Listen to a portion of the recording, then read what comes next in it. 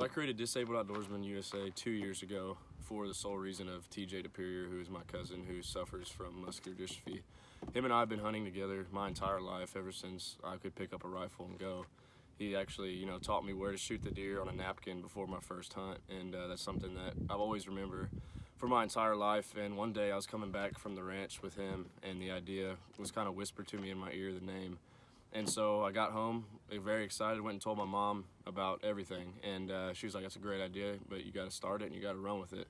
So starting anything from the bottom is, of course, you go through a lot of obstacles, hurdles, treacherous routes.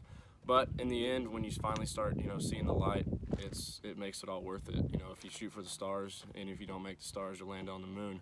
So that's kind of my outlook here with Disabled Outdoorsmen. And our first hunt was Sidney Smith from Utah. He was a 3-day hunt. He's a double amputee, and he also suffers from a different form of muscular dystrophy. And he had the opportunity to either be in a wheelchair or have his legs amputated to walk on blades. And knowing Sidney and his mentality and determination to, be successful and make a living in the outdoors, he decided to get blades. And I got in contact with him through Instagram on social media, and right when we started talking, we hit it off. And I wanted to fly him down here, and I didn't know how I was going to do it, and I didn't really have my brand out yet. I didn't have my apparel, didn't have my shirts, my hats.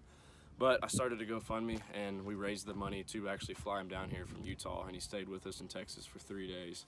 And just the stories that him and TJ were sharing was just what makes it all worth it.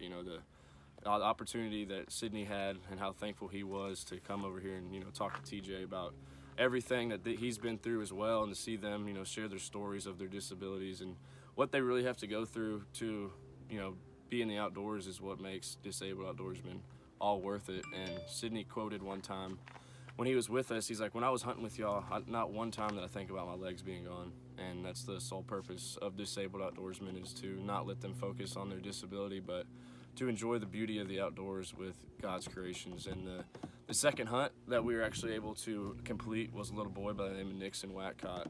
And he's from Utah, and he's a little 9-year-old fella who suffers from osteosarcoma, which is a type of bone cancer in his femur. And I got a hold of him through a lady who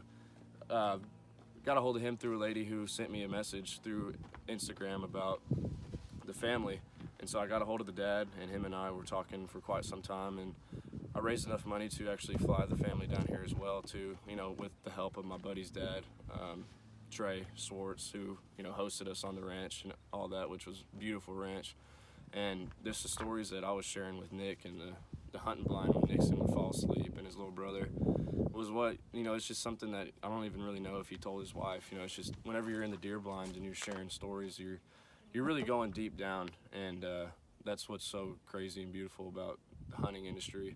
And a lot of people, might give it a bad taste in their mouth when they talk about the hunting industry, but the outdoorsmen are the biggest conservative people that are around. We love the outdoors, and just the stories that I was sharing with Nick really made that trip worth it. And you never thought that you could learn so many life lessons from someone that's so young, such as Nixon. But after that hunt, it really solidified my point that you don't have to be a certain age to change someone else's life that's a lot older than you. And we have our fundraisers. We're planning a lot of fundraisers. We have our golf tournament. We have 2 crawfish boils. We have a lot of stuff going on, and with the momentum that I have and the team members that I do have helping me out with the events, I feel like we're making some pretty good traction in the outdoor industry. Just getting picked up by Academy to be on their website is another big milestone that we just accomplished. We're not on the website yet, but we're going through all the paperwork and the contracts, which is a long tedious process as well.